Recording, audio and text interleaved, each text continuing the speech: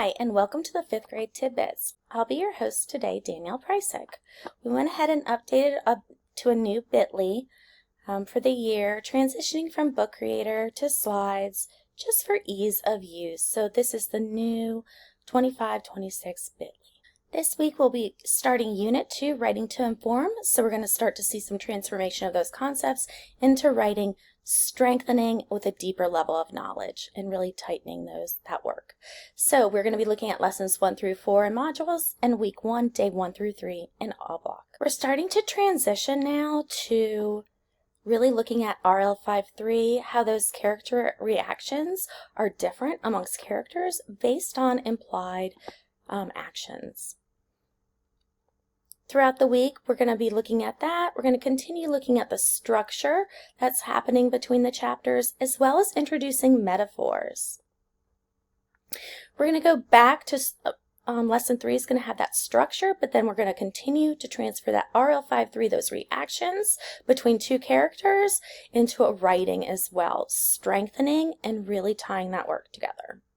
And we're going to end our week continuing with the story structure. We're going to look at theme a little bit, introduce that word theme, and we're going to continue with those metaphors.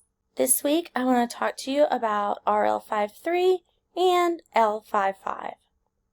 RL53 is important, but its journey is also short. Let's look at what that looks like. Here I give you a one-pager of RL53, but I want to really point out the differences between grade levels, because sometimes we get stuck in 4th grade where we're just in this describe in depth the character or setting, and that's really hard because they're not really giving us exactly, it's not right there.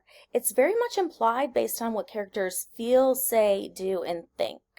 So that's grade 4. We're in grade 5. Not only do we need to do that work, but now we have to compare and contrast the character reactions, settings, or even events, tying in specific details, all of that work.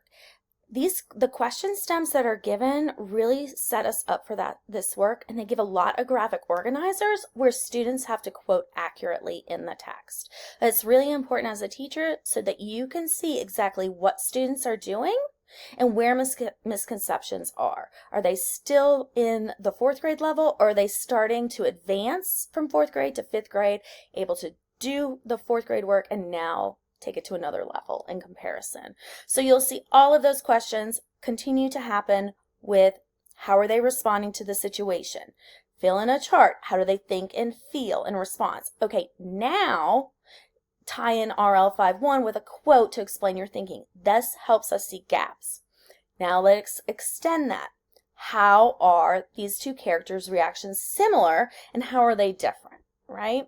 So one thing that you'll want to do here is students really have difficulty sometimes with vocabulary of reactions and how they imply emotions or feelings. So there's a just-in-time support in Unit 2, Lesson 2, that really talks about creating a list of potential reactions that characters may have and just define that new vocabulary. You're going to use it throughout the whole module, and you should start to see it transition into their writing, hopefully. So it's really important that they also understand that the author can really directly state the reaction or actually just show the emotion through description. 2 different things, 2 different skills. Now let's look at the work that's happening in L55. It's really introduced in this lesson too, and students have a very challenging time to doing this. So I went ahead and in Work Time B, here's a suggestion of how to create a shared experience that's highly collaborative and a safe place through joyful learning, where they each take a metaphor, and each member has a different color, and they find contextual quotes around the metaphor and the actual metaphor. So they work together to visualize and unpack, and then they share in some sort of way that you deem most appropriate for your class. So you want to set this really shared experience to launch into the next just-in-time support. L55 is going to keep on going, but one piece that students really have issues is they really struggle with unpacking those metaphors. So someone that's really good at it have them be a metaphor monitor while reading or they're reading out loud, and then have them stop and just take time to unpack it now that you set them up in lesson 2 with a way to unpack it. If they are getting it and you want to extend, take it to another level. Coach them. How do the metaphors impact the tone of the story? How do they help the reader understand what the character or author is trying to say? Taking that to the next level, applying the language to the actual text at a bigger picture. All right, now let's look at All Block this week. All Block is going to be in service of this work, and you're going to be so happy that you did this work. It is fun, it's collaborative, and it really ties this work together. Now, what it does is that first day, you are going to do some independent groups. There's going to be teacher guided, there's going to be some independent work, and there's going to be independent reading. All right, remember last time you were working on that stamina. They're going to keep doing that. With you, now the learning target talks about these funny voices, but if you read deeper, it's actually taking portions of the text that you're reading and really thinking about what emotions does this convey. You're tying in that RL5-3 work, and then you're tying in some RL5-4 work when you're talking about how does this impact your voice, that tone. There's a wonderful language dive around that. I would recommend this for anyone as they're continuing to practice. All right, that next day, you're going to be looking at independent reading. Here is an hour-long lesson. It's a fun jigsaw. They talk about that facilitator protocol. So they're leading the learning, they're working on their stamina, and then they're going to talk about what are high-quality answers or responses to these RI question stems.